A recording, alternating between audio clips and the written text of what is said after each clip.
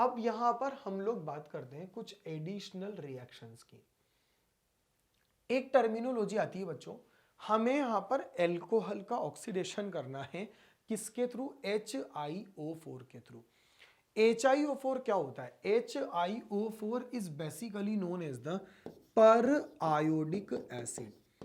आज अगर मैं इस पर आयोडिक एसिड की अगर मैं बात करता हूं, तो ये जो मेरा पर आयोडिक एसिड होता है ना, इसको अपन बोलते हैं HiO4। ये जो मेरा HiO4 है, ये हर किसी मॉलिक्यूल को ऑक्सीडाइज्ड नहीं करता। आज अगर अपन देखें, HiO4 केवल उन्हीं मॉलिक्यूल को ऑक्सीडाइज्ड करता है जिनमें OH OH एडजेसेंट पोजीशन पर आ रहे हो, जिनमें double bond O adjacent position पर आ रहे हो, या जिनमें OH या double bond O adjacent position पर आ रहे हो, ऐसे मॉलिक्यूल ही हमारे HiO4 से ऑक्सीडाइज्ड होंगे। मतलब HiO4 का एक कैरेक्टरिस्टिक है कि HiO4 can not oxidised every molecule, it can oxidised only certain molecule. तो सर्टेन में कौन? जिनमें OH OH vicinal di alcohol, vicinal diol, और जहां पर OH और O हमारे एडजेसेंट पोजीशन पर आएंगे, such type of the species can be oxidised by the HiO4। अच्छा, कैसे ऑक्सीडेशन होता है, अब इसका तरीका सुनना। अगर जैसे आपका ये वाला मॉलिक्यूल है तो आपने अगर इसका ऑक्सीडेशन अगर करा, तो आपको क्या करना है?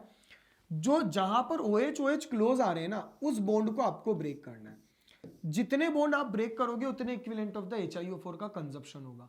तो आपको क्या तरीका अपनाना है? एक तरीका अपनाना है, put the OH and release the water. If you think valence is incomplete then put another OH। तो मैंने क्या करा, जितने मेरे CC बॉन्ड ब्रेक होंगे उतने तो मेरे HiO4 का कंजप्शन होगा, और मैंने पुट द OH करा, तो यहां से मेरा पानी निकल जाएगा, इधर से भी पानी निकल जाएगा। As the water molecule will be released here, तो ये वाला मेरा मॉलिक्यूल एल्डिहाइड में कन्वर्ट हो जाएगा, और ये वाला मेरा मॉलिक्यूल भी एल्डिहाइड में कन्वर्ट हो जाएगा। That will turn into the two equivalent of the formaldehyde. मतलब आज अगर आप कभी भी HiO4 से अगर ऑक्सीडाइज करवाएंगे, तो मैंने आपसे क्या बोला, अब जैसे मान लो ये मेरे को किसी ने एक कंपाउंड दे दिया, इस कंपाउंड का नाम होता है ग्लीसरोल। अब जैसे अगर मेरे को ग्लीसरोल अगर दे रखा है, अब मैंने अगर ग्लीसरोल की ऑक्सीडेशन अगर करा HiO4 से, मैंने क्या बोला, जितने इक्विवेलेंट मेरे CC ब्रेक होंगे, जितने CC बॉन्ड ब्रेक होंगे, उतने ही मुझे HiO4 का कंजप्शन करना है। मेरा पहला बॉन्ड यहां से टूटेगा, मेरा दूसरा बॉन्ड यहां से टूटेगा, जहां पर क्लोज में आ रहे हैं ना OH OH, उतने बॉन्ड को ब्रेक कर दो। जैसे ही आपने उतने बॉन्ड को ब्रेक कर दिया, उतने मेरे HiO4 का कंजप्शन हो जाएगा। अब मैंने आपसे क्या बोला, कंसेप्ट क्या है? Put the OH, release the water, release the water. अब आपने जैसे ही पुट द OH, ये मेरा कॉर्नर वाला क्या बन गया? ये मेरा बन गया CS2 double bond O। CS2 double bond O का मतलब क्या होता है? फॉर्मेल्डिहाइड। अगर मैं देखूं, वो मेरा कॉर्नर वाला क्या बन गया? वो मेरा बन गया CS2 double bond O। Again it has been turn into the formaldehyde. अब अगर अपन देखें, बीच वाला क्या बनेगा? बीच वाला बनेगा CH डबल बॉन्ड O। अब CH डबल बॉन्ड O में अगर आप देखोगे, तो valency of the carbon is incompleted. अगर valency of carbon is incompleted here, so what you have to do? Put another OH। मैंने आपसे क्या बोला? Put the OH, release the water. If valency is incomplete then put another OH। तो अगर मैंने बोला put the OH, release the water, valency is incomplete then put another OH, you have put another OH। तो मैंने एक OH को यहां पर पुट कर दिया। जैसे ही मैंने एक OH को यहां पर पुट करा, मेरा आंसर आ जाएगा कार्बोक्सिलिक एसिड। जैसे ही मेरा आंसर कार्बोक्सिलिक एसिड आएगा, दो इक्विवेलेंट फॉर्मेल्डिहाइड आएंगे, मेरा आंसर ये वाला हो जाएगा। मतलब whenever you want to oxidize your molecule with what? HiO4, then HiO4 is the such type of the oxidizing agent which basically work on the certain position. If two OH are present at the adjacent position, if OH double bond O are present at the adjacent position, if two double bond O are present at the adjacent position, in that condition such type of the compound can be oxidized by the HiO4. The one more thing, जितने आप CC bond break करोगे, at the same amount of the HiO4 will be consumed here. And what is the next part about the reaction? The next part about the reaction is that कि यहाँ पर अगर हम लोग देखें, तो मैंने क्या करना है? Put the OH, release the water. अगर मेरी वैलेंसी इनकम्प्लीट है, तो you have to put another OH।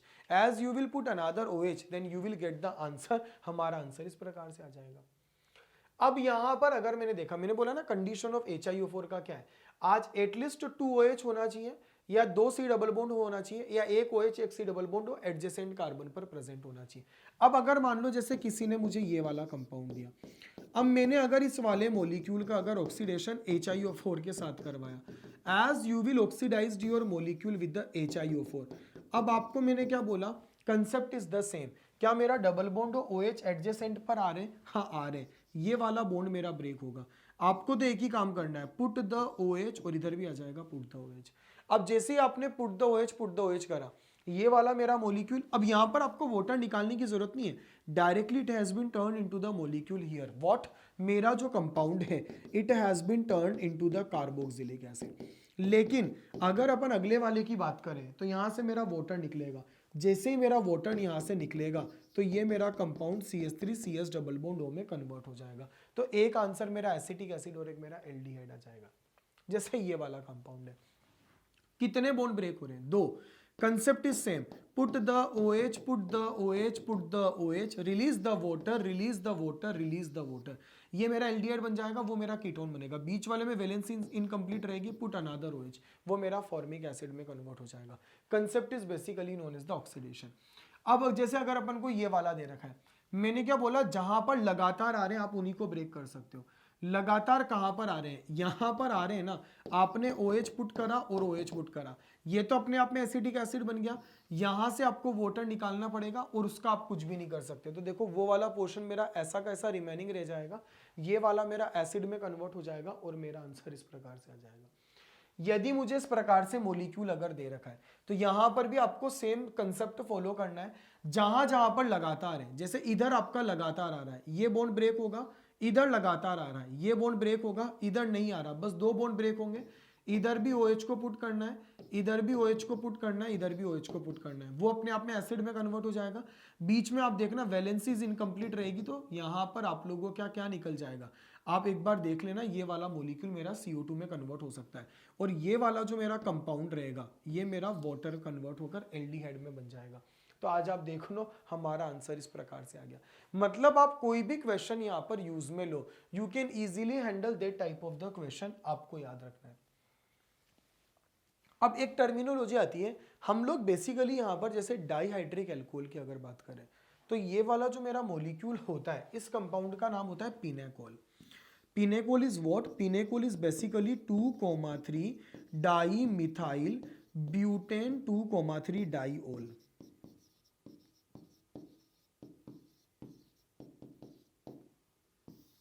अगर मैं जैसे इस वाले मॉलिक्यूल को कॉन्सेंट्रेटेड H2SO4 के साथ में अगर रिएक्ट करवाऊंगा तो ये मेरा मॉलिक्यूल पिनेकोल कहलाता है। तो जो मेरा पिनेकोल है ना, that will turn into the after the reaction ये मेरा पिनेकोलोन में कन्वर्ट हो जाएगा।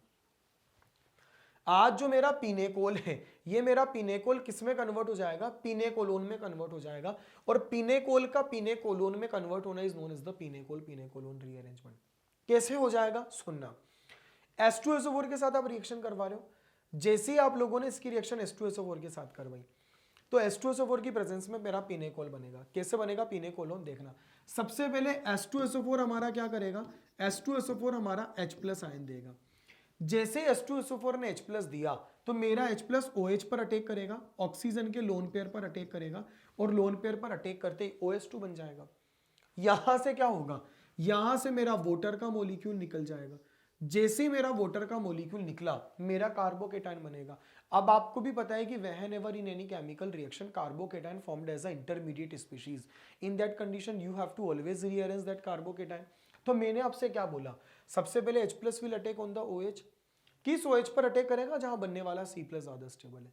यहां तो आप कहीं पर भी बनाओ, बात एक ही है। जैसे आपने H+ का अटैक करवाया वाटर का मॉलिक्यूल निकल जाएगा।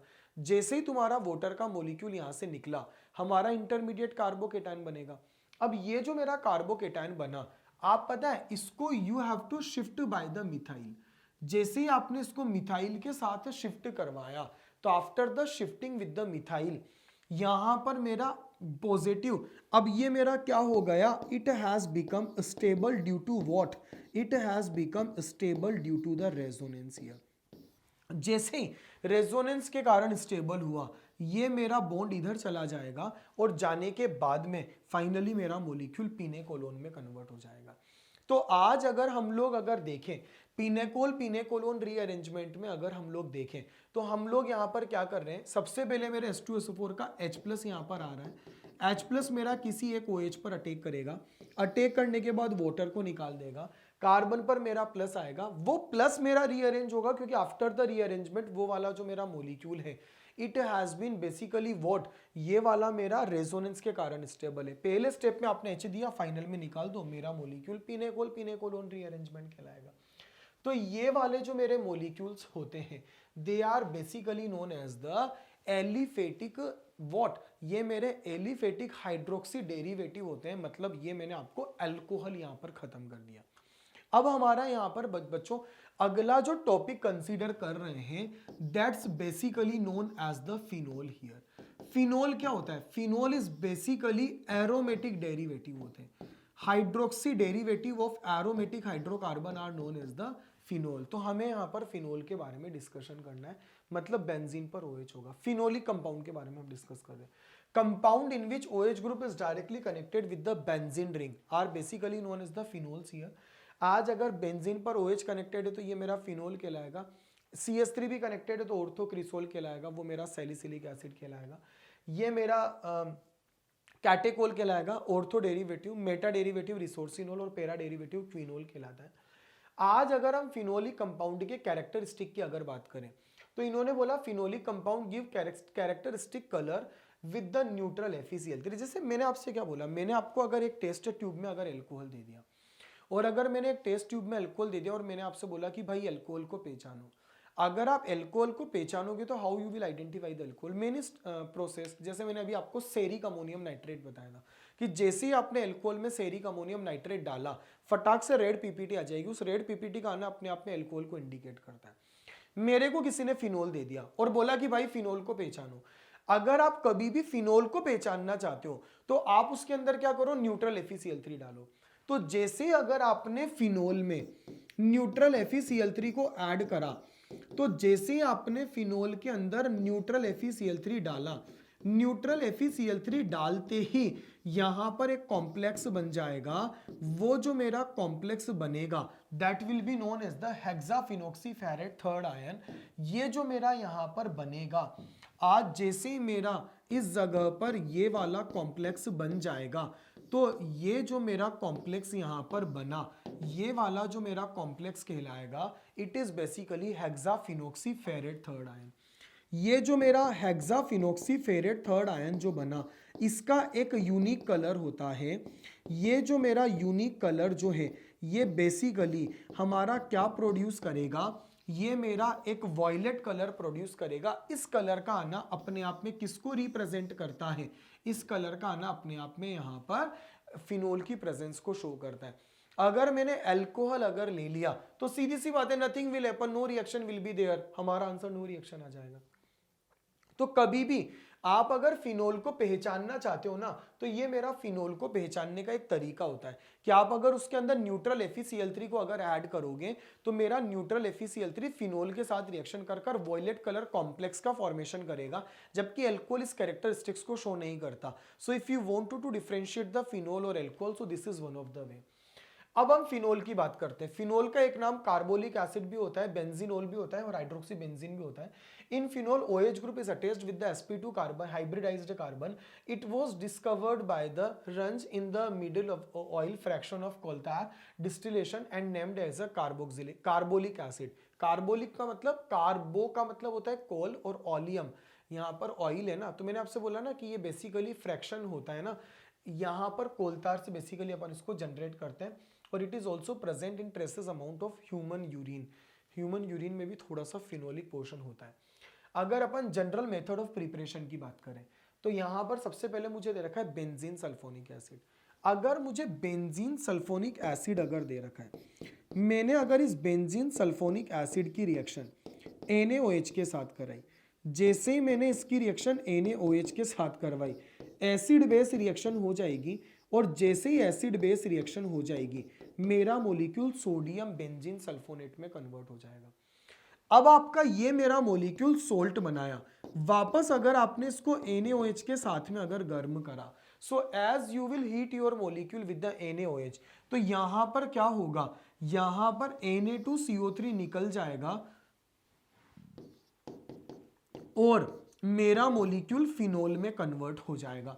तो अगर आपको कभी भी बेंजीन सल्फोनिक एसिड अगर दे रखा है, तो आपका sodium salt of the benzene sulphonic acid को अगर आपने कभी भी NaOH के साथ अगर फ्यूज्ड करा, तो मेरा मॉलिक्यूल फिनोल में कन्वर्ट हो जाएगा। बेंजीन डाइएजोनियम क्लोराइड, बच्चों बेंजीन डाइएजोनियम क्लोराइड क्या होता है आपको भी पता है, बेंजीन पर N2Cl, हम लोगों ने डाइएजोटाइजेशन रिएक्शन भी पढ़ा है। अगर आपने कभी भी इसको स्टीम्ड डिस्टिल्ड वाटर के साथ रिएक्शन करवाया, हॉट वाटर के साथ रिएक्शन करवाया, तो यहां पर जो मेरा H है वो Cl के साथ रिएक्शन कर कर HCl बना देगा, नाइट्रोजन गैस यहां पर हमारी रिलीज हो जाएगी और OH will put on the benzene and as the OH will put on the benzene, मेरा मॉलिक्यूल फिनोल में कन्वर्ट हो जाएगा।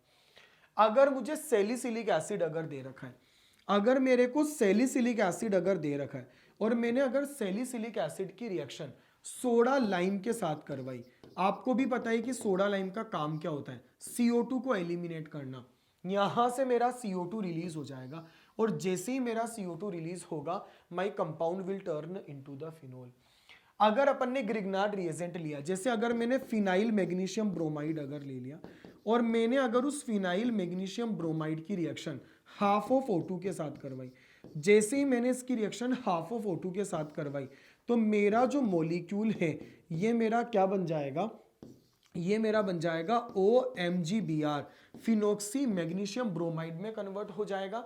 और जैसे ही आपने इसका हाइड्रोलाइसिस करवाया, एक तरफ H और एक तरफ OH जाएगा, my compound will turn into the phenol here.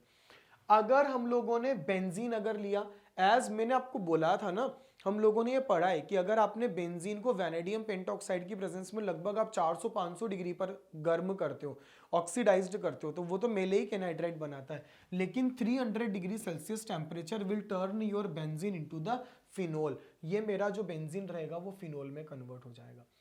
एक रिएक्शन आती है क्लोरोबेंजीन के साथ। अगर बच्चों यहां पर मुझे क्लोरोबेंजीन अगर दे रखा है और मैंने अगर इस क्लोरोबेंजीन की रिएक्शन अगर एक्वस NaOH के साथ में करवाई, जैसे ही मैंने क्लोरोबेंजीन की रिएक्शन एक्वस NaOH के साथ कराई, OH मेरे Cl को रिप्लेस कर देगा। ऐसा नहीं हो सकता क्योंकि ये वाली रिएक्शन रूम टेम्परेचर पर संभव नहीं है।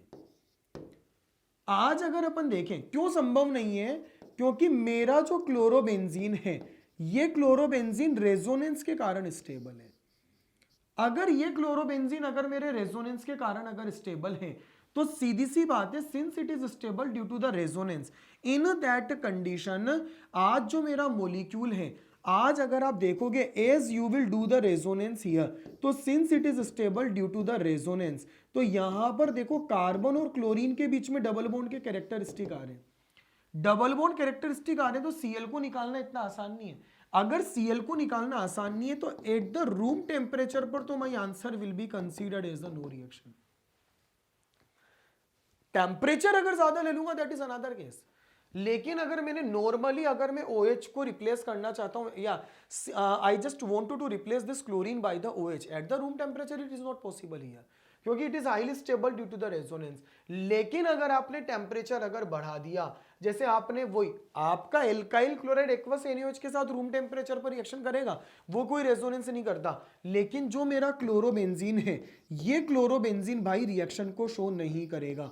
Why it will not show the reaction, क्योंकि स्टेबल है। लेकिन आपने अगर मान लो लगभग 573 केल्विन टेम्परेचर या 600 केल्विन टेम्परेचर आपने ले लिया, मतलब 300 डिग्री सेल्सियस ले लिया, अब तुम्हारा ClOH से रिप्लेस हो जाएगा, क्योंकि हाई टेम्परेचर तुम्हारी रिएक्शन को कर देगा, लेकिन लो टेम्परेचर पर आपकी रिएक्शन नहीं हो सकती।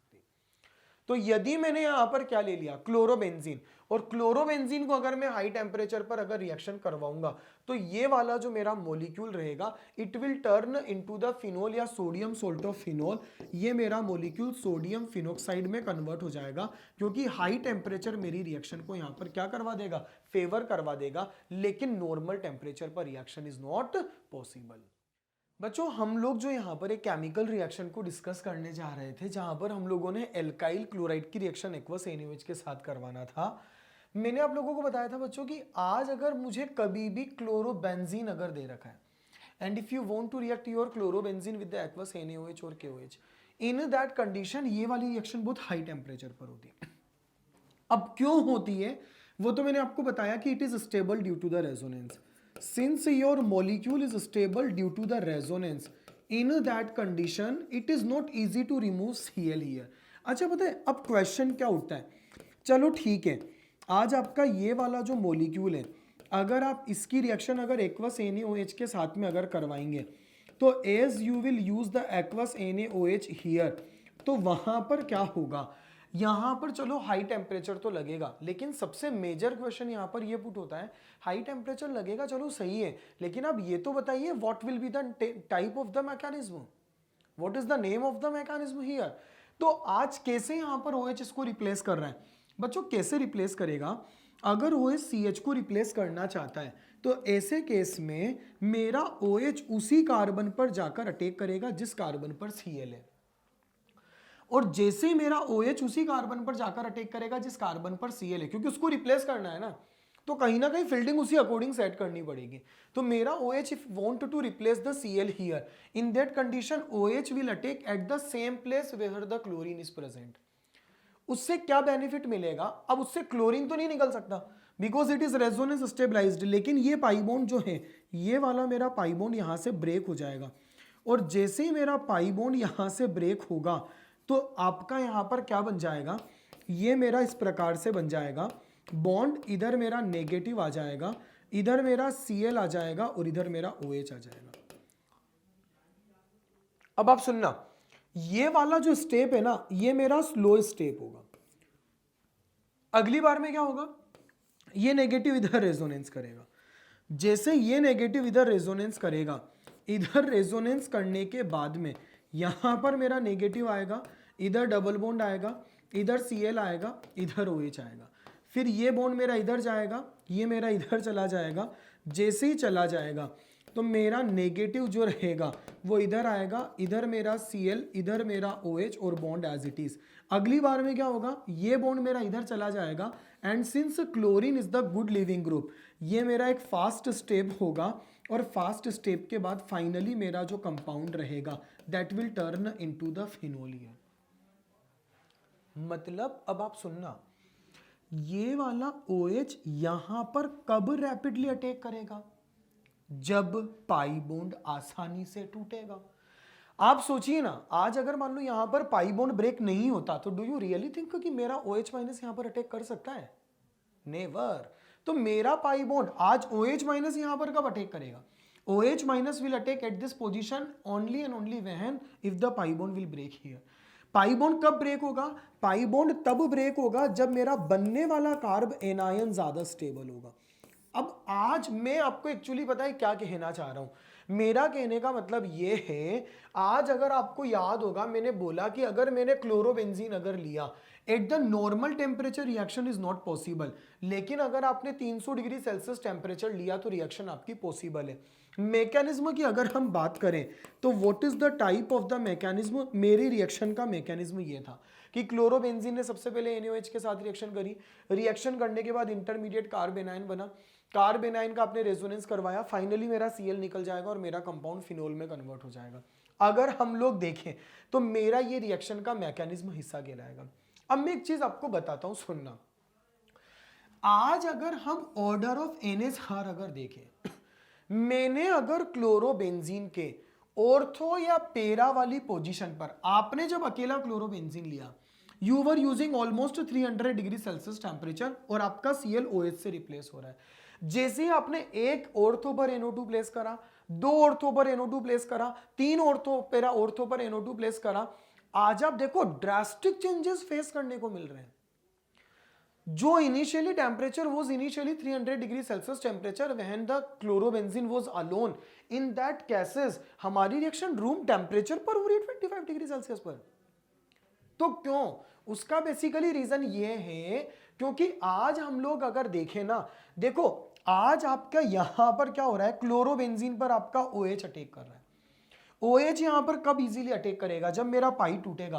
पाई कब टूटेगा? जब बनने वाला नेगेटिव स्टेबल होगा। और नेगेटिव स्टेबल कब होगा? जब यहां पर कोई विड्रॉइंग ग्रुप कनेक्टेड होगा।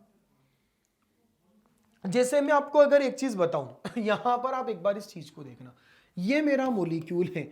आज अगर मैंने इधर NO2 ग्रुप को कनेक्ट कर दिया, अब जैसे ही मैंने इधर NO2 ग्रुप को अगर कनेक्ट कर दिया, ऐसे केस में मैंने आपसे क्या बोला, अगर मान लो यहां पर आपका OH माइनस अटैक करना चाहता है, तो ऐसे केस में मेरा OH माइनस पता है बड़ा इजीली अटैक करेगा यहां पर।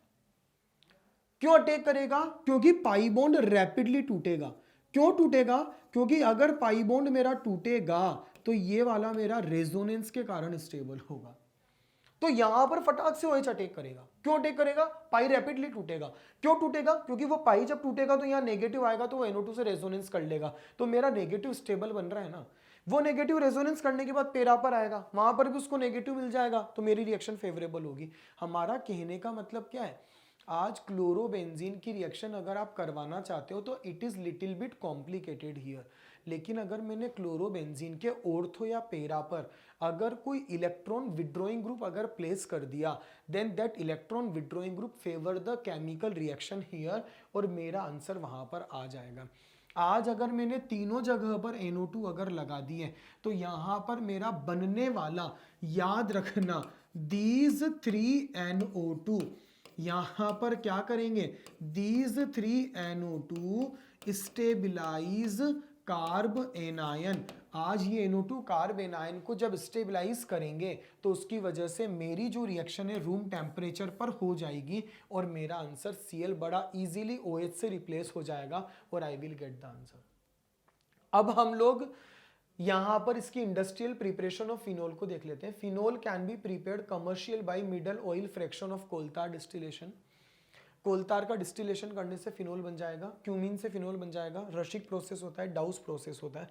एक चीज़ को याद रखिएगा, मैं एक चीज़ आपको बताना चाहता हूँ, ये वाला जो मेरा मेथड होता है ना बच्चों, जब मैंने इसकी रिएक्शन क्लोरोबेंजीन की रिएक्शन NaOH के साथ कराई, तो बच्चों ये वाला जो मेरा मेथड है, जब अपन क्लोरोबेंजीन की रिएक्शन NaOH के साथ कराते हैं, याद रखिएगा इस मेथड का नाम डाउस प्रोसेस कहलाता है। It's basically known as the Dow's process. तो ये मेरा डाउस प्रोसेस कहलाएगा। तो मैंने यहाँ पर आपको कुछ मेथड बताए। कोलतार का अगर आप फ्रैक्शनल डिस्टिलेशन करोगे तो ऐसी परिस्थिति में मिडल ऑयल बनेगा। मिडल ऑयल में आप अगर उसका वहाँ पर 170 to 300 डिग्री सेल्सियस टेम्परेचर पर करोगे तो यहाँ पर कॉल बनेगा, उससे नेफ्थेलिन, और इस प्रकार से अलग अलग फिनोल को हम यहाँ पर अलग कर सकते हैं। ये मेरा है। एक दे रखा है क्यूमीन। क्यूमीन से फिनोल बनाने का मेथड क्या होता है बच्चों? क्यूमीन का मतलब क्या होता है? Cumene is basically known as the isopropyl benzene. अगर मैंने आइसोप्रोपाइल बेंजीन अगर ले रखा है, और अगर मैंने आइसोप्रोपाइल बेंजीन की रिएक्शन एयर के साथ में अगर करवाई, तो यदि मुझे आइसोप्रोपाइल बेंजीन दे रखा है और मैंने अगर उसकी रिएक्शन एयर के साथ में अगर करवाई, तो मेरा सबसे पहले कंपाउंड क्या बन जाएगा? आज अगर मैंने रिएक्शन अगर इसके साथ करवाई तो सबसे पहले मेरा क्यूमीन हाइड्रोपरोक्साइड बनेगा। ये वाला मेरा कंपाउंड किस में कन्वर्ट हो जाएगा? ये वाला कंपाउंड मेरा क्यूमीन हाइड्रोपरोक्साइड में कन्वर्ट हो जाएगा। और जब आप इस वाले मॉलिक्यूल का हाइड्रोलाइसिस अगर करवाएंगे, as you will do the hydrolysis here, तो यहाँ से मेरा बीच वाला एसीटोन निकल जाएगा और मेरा मॉलिक्यूल फिनोल में कन्वर्ट हो जाएगा। तो जैसे ही मेरा मॉलिक्यूल फिनोल में कन्वर्ट हो जाएगा, हमारा आंसर इस प्रकार से आ जाएगा। इस प्रकार से मेरा फिनोल बनेगा। तो आपको अगर क्यूमीन दे दिया, एयर के साथ रिएक्शन करवाओगे, क्यूमीन हाइड्रोपरोक्साइड बनेगा, जो कि यहाँ पर रिएक्शन करने के बाद हाइड्रोलाइसिस के बाद फिनोल और एसीटोन में कन्वर्ट होगा। ध्यान रखना, बहुत इंपॉर्टेंट मेथड है। मतलब अभी तक क्या होता था कि हमारा जो मेन प्रोडक्ट बनता था उसके साथ में बनने वाले साइड प्रोडक्ट की कोई इंपॉर्टेंस नहीं होती थी। ये ऐसी रिएक्शन है जहां पर फिनोल के साथ साथ में एसीटोन की भी उसी प्रोपोर्शनल में यहां पर इंपॉर्टेंस होती है। अगर हम लोग रशिक प्रोसेस की बात करें, रशिक प्रोसेस क्या होता है? अगर मुझे बेंजीन अगर दे रखा है और मैंने अगर उसकी रिएक्शन HCl और हाफ ऑफ O2 के साथ में करवाई, CuCl2 की प्रेजेंस में। तो जैसे ही आप करवाओगे तो बेंजीन से यहाँ पर एक H निकल जाएगा, इधर से भी एक H निकल जाएगा और इधर से O जुड़ेगा। जैसे ही जुड़ेगा तो मेरा जो मॉलिक्यूल है सबसे पहले क्लोरोबेंजीन में कन्वर्ट होगा। और जब मैं इस क्लोरोबेंजीन को अगर स्टीम के साथ में अगर रिएक्शन करवाऊंगा, तो जैसे ही मैंने अगर इसकी रिएक्शन स्टीम के साथ में करवाई, क्योंकि स्टेबल है, तो मेरा कंपाउंड फिनोल में कन्वर्ट हो जाएगा। ये मेरा प्रोसेस रशिक प्रोसेस कहलाता है। तो आज अगर हम लोग देखें, chlorobenzene is formed by the interaction of benzene HCl air at the 300 degree Celsius temperature.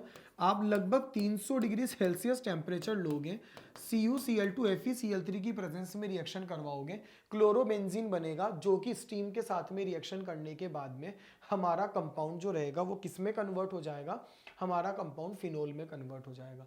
तो ये जो मेरा मेथड है इसका नाम होता है रशिक प्रोसेस। डाउज मेथड, अभी मैंने आपको बताया था ना, क्लोरोबेंजीन की रिएक्शन अपन NaOH के साथ करवाते हैं, 300 डिग्री सेल्सियस टेम्परेचर पर रिएक्शन करवाते हो। आज ये वाला मेरा जो मॉलिक्यूल है it's stable due to the resonance here. तो आज जब इतना ज़्यादा टेम्परेचर आप यूज में लेते हो तो मेरा कंपाउंड फिनोल में कन्वर्ट हो जाएगा। फिजिकल प्रॉपर्टीज की बात करें, फिनोल इज कलरलेस, एक कलरलेस स्पीसीज होती है। Hygroscopic crystalline solid, hygroscopic crystalline solid का मतलब होता है it readily absorb water, water absorption की पावर होती है, और it attains pink colour on exposure to air and light. आज अगर आपने कभी भी फिनोल को अगर एयर के कांटेक्ट में अगर रख दिया तो एयर के कांटेक्ट में रखने पर फिनोल ऑक्सीडाइज्ड हो जाएगा, एक कंपाउंड बनेगा फिनोक्विनोन, और it will produce the pink colour here.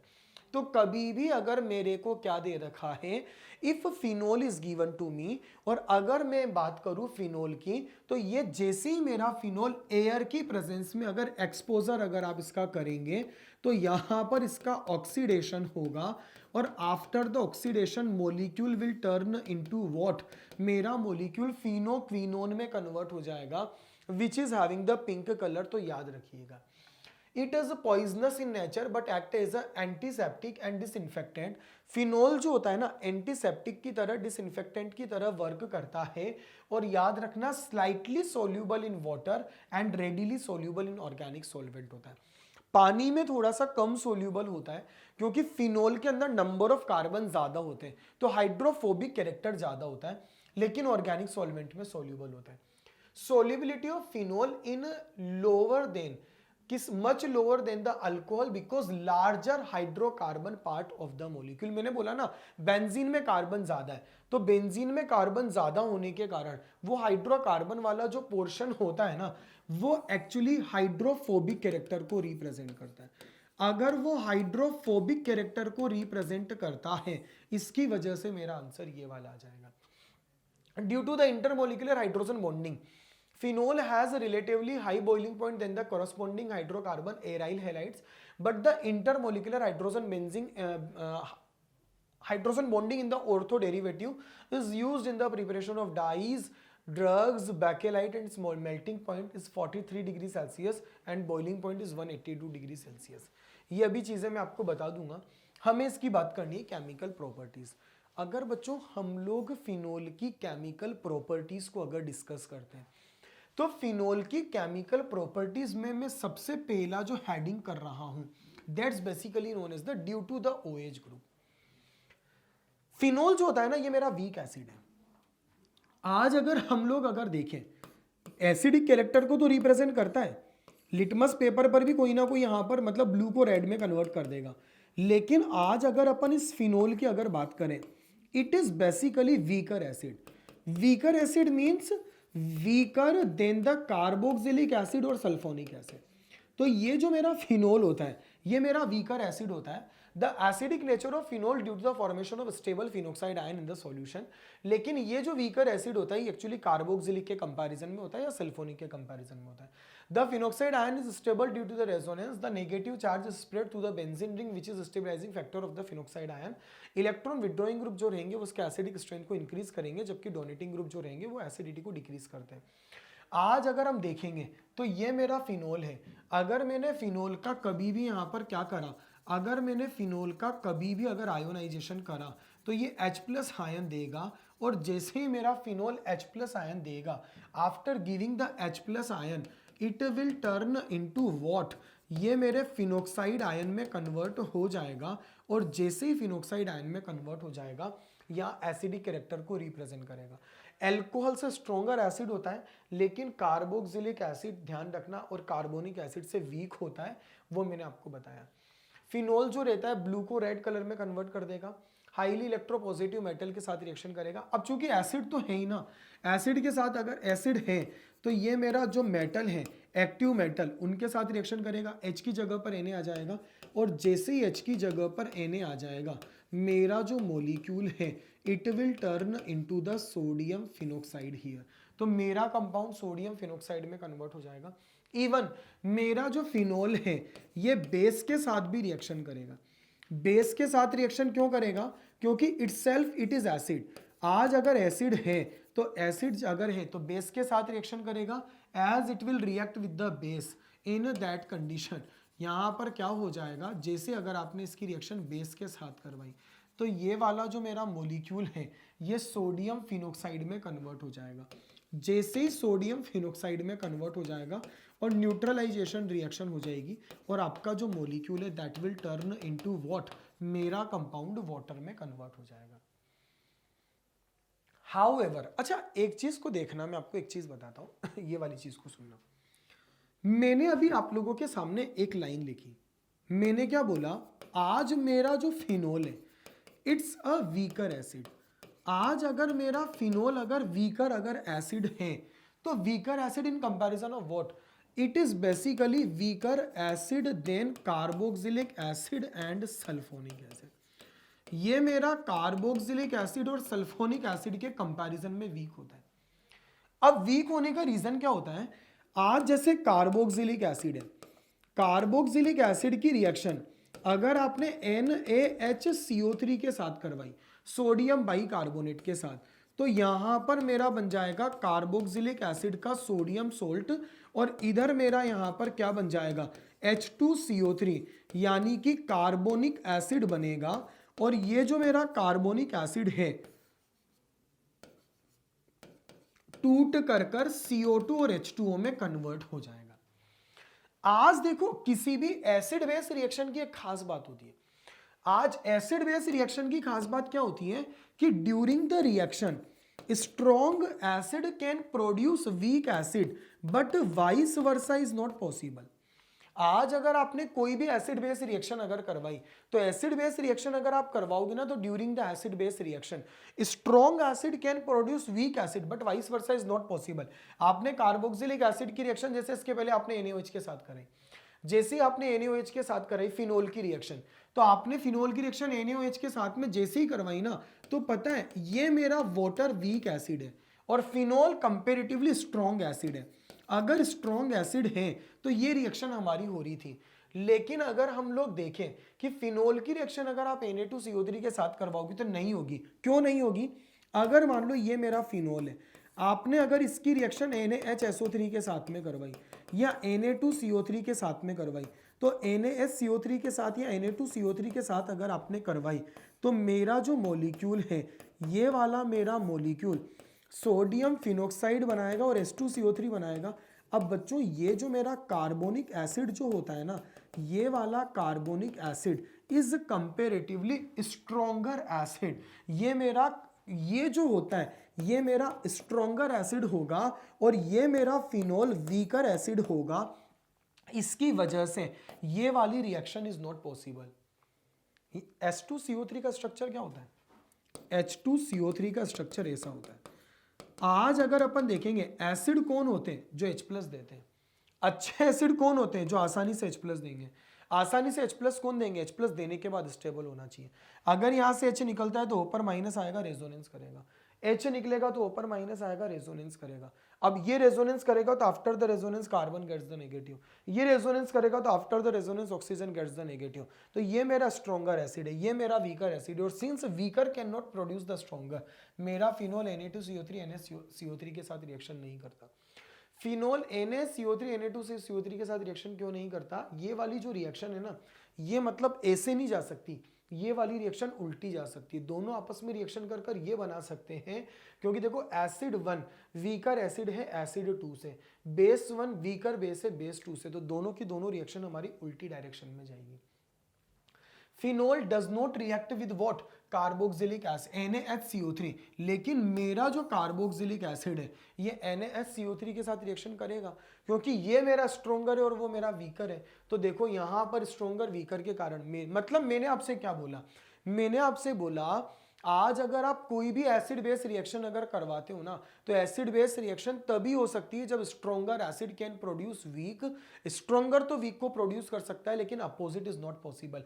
इसीलिए एसिटिक एसिड NaCO3 के साथ रिएक्शन करके CO2 का एफरवेसेंस देता है। यहां पर आप देखो CO2 बन रहा है, लेकिन फिनोल नहीं देगा, इस चीज को आपको याद रखना है। तो ये मेरा इसके एसिडिक कैरेक्टर को रिप्रेजेंट करने वाली रिएक्शन है। अब यहां पर अपन एक बात करते हैं, जैसे मेरे को फिनोल अगर दे रखा है, अब मैंने अगर फिनोल की रिएक्शन अगर PCl5 के साथ कराई, तो जैसे ही मैंने फिनोल की रिएक्शन अगर PCl5 के साथ में अगर करवाई, तो PCl5 के साथ कैसे रिएक्शन होगी? P ये C और इधर आ जाएगा L और इधर आ जाएगा 5।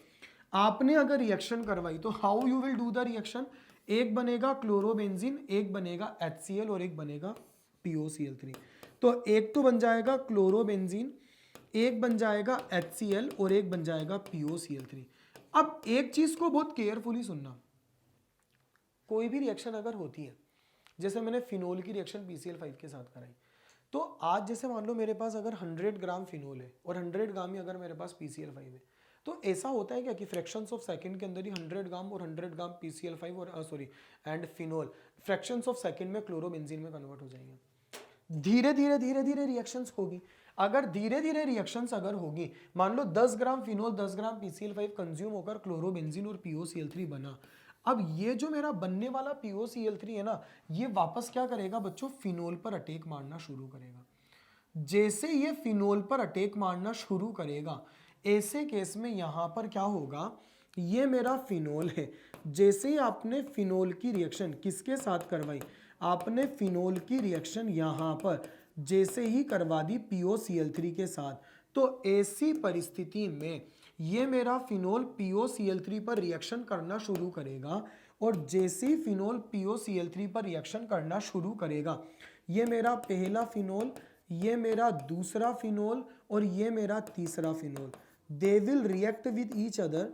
और जैसे ये रिएक्शन करेंगे, इधर से HCl निकलेगा, इधर से HCl निकलेगा और इधर से HCl निकलेगा, और मेरा कंपाउंड ट्राइफिनाइल फॉस्फेट में कन्वर्ट हो जाएगा। तो याद रखना, अगर तुमने कभी भी फिनोल की रिएक्शन PCl5 के साथ अगर करवाई है ना बच्चों, तो मेजर प्रोडक्ट कभी भी क्लोरोबेंजीन नहीं बनेगा। मेनली वहां पर जो बनता है वो हमारा ट्राइफिनाइल फॉस्फेट बनता है। आप देखो ना, phenol reacts with the PCl5 to form chlorobenzene. The yield of chlorobenzene is poor. The mainly triphenyl phosphate is formed.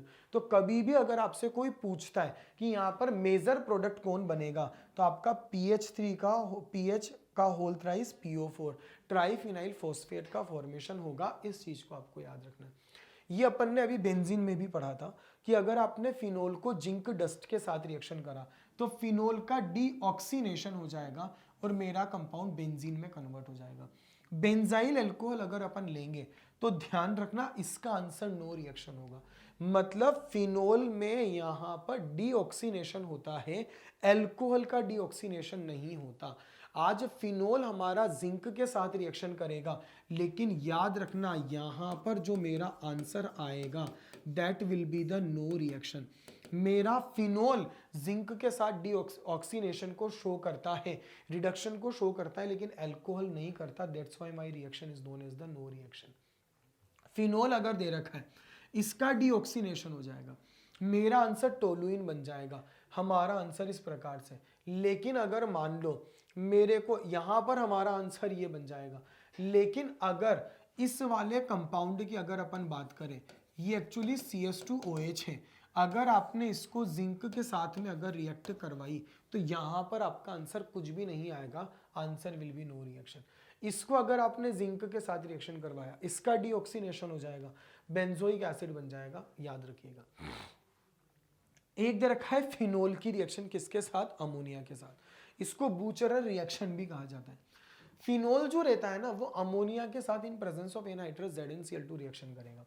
तो ये मेरा फिनोल है। अगर मैंने फिनोल की रिएक्शन अमोनिया के साथ में करवाई, तो जैसे अगर मैंने इसकी रिएक्शन अमोनिया के साथ में करवाई तो ammonia is basically NH3।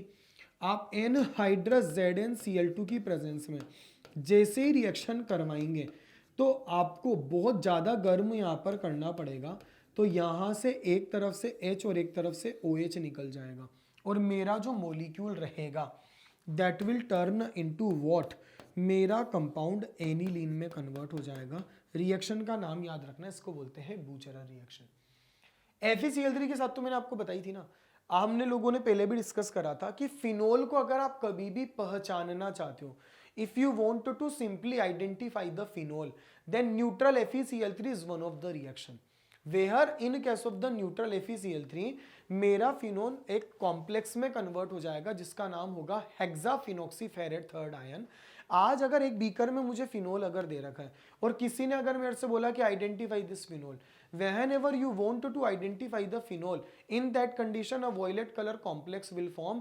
This violet color complex is basically indication to presence of the phenol.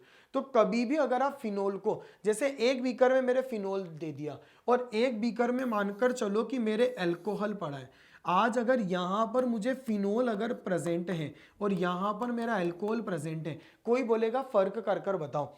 आप इसके अंदर क्या करना, न्यूट्रल FeCl3 डालना, इसमें भी न्यूट्रल FeCl3 डालना, ये वाला आपका वॉयलेट कलर प्रोड्यूस करेगा, वो नहीं करेगा। जहां वॉयलेट हो रहा है वो मेरा फिनोल है, जहां वॉयलेट कलर नहीं हो रहा वो फिनोल नहीं है। तो this reaction is used to differentiate phenol and alcohol. एक होता है एसाइलेशन, ये शॉर्टन बोमन रिएक्शन, हालांकि एसाइलेशन होता नहीं है, ये हमारी बेंजोइलेशन जो रिएक्शन होती है ना वो होती है Schotten Baumann. Acylation is not the Schotten Baumann. शायद बेंजोइलेशन हम लोग आगे भी पढ़ेंगे, यहां पर इन्होंने बेंजोइलेशन भी दे रखा है। ये तो मेरी एसाइलेशन है। Schotten Baumann reaction is basically benzoylation. Acylation is nothing, मेरे को मेरे मॉलिक्यूल की रिएक्शन एसिटाइल क्लोराइड के साथ करानी है, एसिटाइल क्लोराइड के साथ कराऊंगा। How I will do the reaction, concept is very much easy. From here you have to remove the H, from here you have to remove the Cl, as you will remove the HCl here, मेरा जो compound होगा that will turn into the phenyl acetate. But remember, यहां पर मैंने जो reaction करवा रखी है ये मैंने बेंजोइल क्लोराइड के साथ करा रखी है, और बेंजोइल क्लोराइड के साथ में जो रिएक्शन होती है, इस रिएक्शन का जो नाम होता है that name is basically called as the benzoylation. And remember, this benzoylation is basically called as what, ये वाली रिएक्शन मेरी शॉर्टन बोमन होती है। मतलब ये बात तो मैं आपको पहले भी बता चुका हूं कि any Schotten Baumann reaction is given to you, whether it is represented by the alcohol, whether it is represented by the amine, whether it is represented by the phenol, every benzoylation reaction will be known as the Schotten Baumann. अच्छा, सबसे बड़ी बात है concept is not much complicated here, वही काम आपको यहां पर करना है। मेरे को यहां पर फिनोल से H को निकालना है और इधर से मुझे Cl को निकालना है। As I will remove the HCl, मेरा जो कंपाउंड रहेगा that will turn into what, मेरा कंपाउंड फिनाइल बेंजोएट में कन्वर्ट हो जाएगा, HCl आपका निकल जाएगा, और concept is basically known as the benzoylation reaction. तो आपको याद रखना है कि कभी भी अगर आपको बेंजोइलेशन रिएक्शन अगर दे दें, चाहे वो किसी का भी बेंजोइलेशन हो, they basically treated as a Schotten Baumann. लेकिन यहां पर थोड़ा सा याद रखिएगा, acylation is not the Schotten Baumann reaction, ये मेरा शॉर्टन बोमन रिएक्शन नहीं होता। हालांकि रिएक्शन का तरीका बड़ा आसान है, लेकिन हमारा बेंजोइलेशन को ही हम शॉर्टन बोमन रिएक्शन कंसीडर करेंगे।